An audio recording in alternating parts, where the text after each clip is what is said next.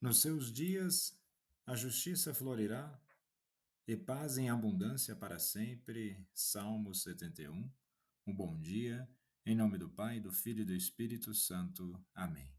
Recorramos sempre à poderosa intercessão de Maria Santíssima, nossa Mãe, e de São José, o Justo. Aproximamo-nos do Natal e contemplamos o exemplo de José, homem justo que sempre cultivou a esperança, mesmo nos momentos de dúvida. E a primeira leitura de hoje, assim como o Evangelho, nos apontam exatamente para uma reflexão acerca da própria história do ser humano.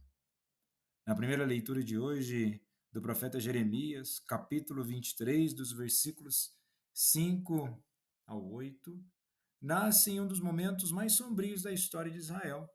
A monarquia davídica está em ruínas, os reis falharam como pastores, a injustiça se espalhou e o exílio se aproxima. No capítulo anterior, Deus denuncia os pastores infiéis.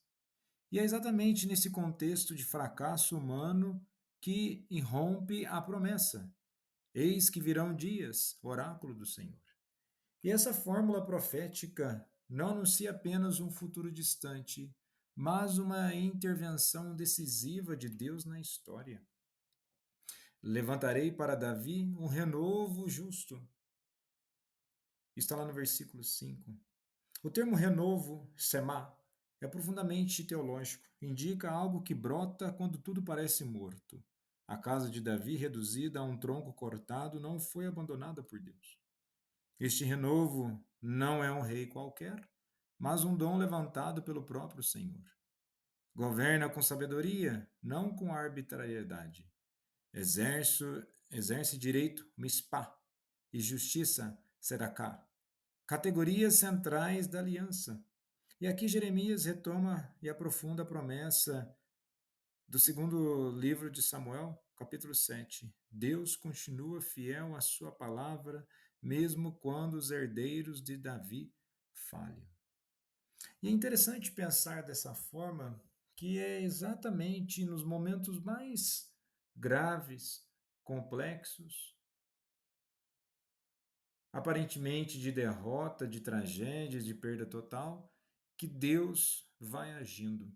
Não necessariamente que Deus necessite desses momentos para agir, mas é que na lógica humana, quando tudo parece perdido, ou achamos que está perdido, a tendência é de não esperar mais nada daquilo. Nós, muitas vezes, criamos um mundo repleto de dualismos. E é interessante pensar nesse mundo de dualismos. A vida humana é marcada por dualidades, não por dualismo. Vejamos que o dualismo separa radicalmente puro, impuro, sagrado, profano, corpo, espírito, Deus e mundo. Já a dualidade bíblica reconhece tensões reais sem ruptura ontológica, ou seja, sem ruptura do ser. Nós somos seres capazes da abertura da graça de Deus, mas ainda temos a luta constante contra o pecado. Percebam aí a dualidade? Não tem como romper essas questões.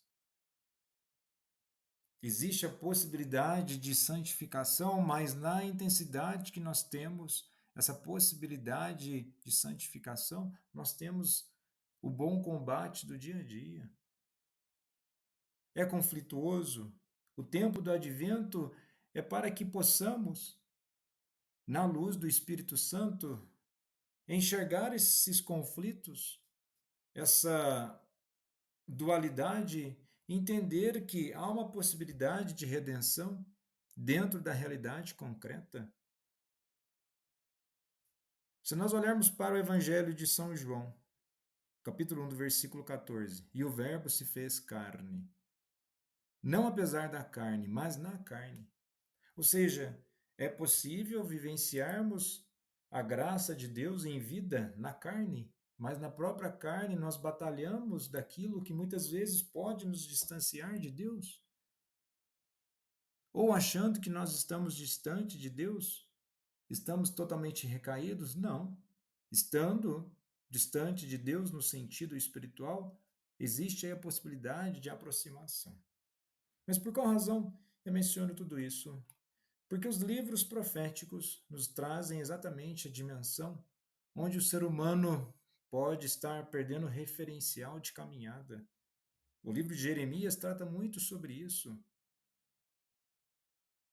No versículo 8 está assim, ó, pela vida do Senhor que tirou e reconduziu os descendentes da casa de Israel desde o país do norte a todos os outros países para onde os expulsara. Ele reconduziu. O tempo de advento, ou qualquer momento litúrgico, é exatamente um aprofundamento para sermos reconduzidos. E sermos reconduzidos ao que é a graça de Deus, a uma abertura maior para que a nossa vida seja verdadeiramente transformada. E no evangelho de hoje, em Mateus capítulo 1, dos versículos 18 a 24, nós temos o exemplo de José, o homem que, por tão justo que era, se abre à graça de Deus. E vejamos que, se no evangelho de ontem tivemos a genealogia de Jesus, aqui na leitura de hoje trata-se da concretização. A origem de Jesus Cristo foi assim: Maria, sua mãe, estava prometida em casamento a José, e antes de viverem juntos, ela ficou grávida pela ação do Espírito Santo. José, seu marido, era justo e, não querendo denunciá-la, resolveu abandonar Maria em segredo. Enquanto José pensava nisso, eis que o anjo do Senhor apareceu-lhe em sonho e lhe disse: José, filho de Davi, não tenhas medo de receber Maria como tua esposa. Nós percebemos aqui um momento de dualidade. José quer acreditar, mas as dúvidas estão ali presentes. Duvidar ou levantar uma possibilidade de um pensamento de como as coisas vão se realizar em nossas vidas não é um pecado, não é um erro.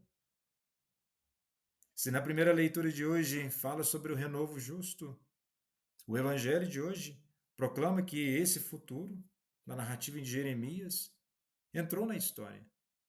E novamente, o evangelista não começa com ideias abstratas, mas com acontecimento concreto, a concepção de Jesus no seio de Maria pela ação do Espírito Santo. O que Jeremias anuncia como esperança escatológica, ou seja, das coisas que hão de vir, Mateus apresenta como o cumprimento real, ainda que silencioso, escondido, humilde. No versículo 18, o renovo que nasce sem ruído, Maria achou-se grávida pela ação do Espírito Santo. E esse renovo justo não surge da força política nem da continuidade biológica comum, mas da iniciativa soberana de Deus.